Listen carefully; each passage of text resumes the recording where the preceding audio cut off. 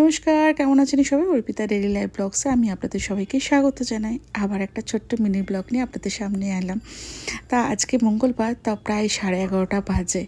তা আমি এখন ছেলের জন্য একটুখানি বিটরুটের জুস বানাচ্ছি, তাই আপনাদের সঙ্গে শেয়ার করছি। আর কী আমাদের আজকে রান্না, নিরামিষ যেহেতু খাওয়া, সেটাও আপনাদের সঙ্গে শেয়ার করব। আজকে দিনটা কীভাবে কাটলো সেটাও বলবো আপনাদের সঙ্গে।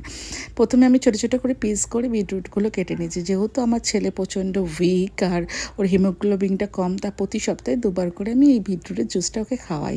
আর চোখে যেহেতু সিলিন্ড্রিক্যাল পাওয়ার আছে, তার জন্য আমি গাজরের জুস খাওয়াই।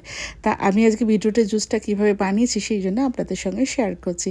বিটরুটগুলো ভালো করে ছোটো ছোটো পিস করে কেটে ওটাকে জুস মতো বানিয়ে নিয়ে একটুখানি ছাঁকনিতে ছেঁকে নিচ্ছি। আর যেগুলো বাদ বাকি থাকবে সেটা একটা বাটির মধ্যে রেখে দেবো, অন্য একটা রেসিপির জন্য কাজে লেগে যাবে।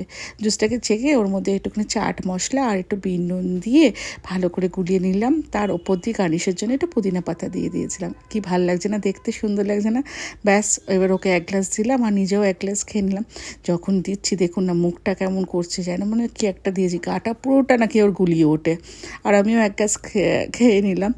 আর আমার একটা বান্ধবী এসেছিলো, মানে আমাদের ওপরেই থাকে বিল্ডিংয়ে, তা ও একটা রেসিপি নিয়ে এসছে, সেটা বলছি আপনাদের দাঁড়ান। আর এটা হচ্ছে কাঁঠালের একটা দই কাঁঠাল বানিয়েছিল। ও খুব নানা রকম রান্না না এক্সপেরিমেন্ট করে আর আমাকে সে খাওয়ায়। আর দুপুরে লাঞ্চে আমাদের ছিল কি বলতো, একটু আলু সেদ্ধ করে নিয়েছিলাম, শুকনো লঙ্কা ফোড়ন আর সাদা জিরে ফোড়ন দিয়ে ভালো করে আলু সেদ্ধটা মেখে নিয়েছি। এইভাবে করে নিয়েছিলাম সেটাকে। আর কড়াইটা দেখেছেন কি সুন্দর কিউট না, ছোট্ট মতো, আমি খুব পছন্দের কড়াইটা আমার। আলু সেদ্ধটা মেখে নিয়েছিলাম, এইভাবে দিয়েছি। আর সেদ্ধ ডাল, তার সাথে এই কাঁঠালের তরকারি নিয়ে এসেছিলেন আমার বান্ধবী। ওই হচ্ছে লাঞ্চের আজকে আমাদের দুপুরের লাঞ্চের রেসিপি। আর ওপরে একটা ছোট্ট গন্ধরাজ লেবু দিয়ে দিয়েছিলাম। তাহলে চলুন আজকে মিনি ব্লগটা এখানে শেষ করছি। আর আমাদের মিনি ব্লগগুলো যদি আপনাদের সত্যি ভালো লেগে থাকে তাহলে please like, comment, share, subscribe করে দেবেন। আর যদি ফেসবুকে দেখে থাকেন তাহলে প্লিজ একটা লাইক আর ফলো করে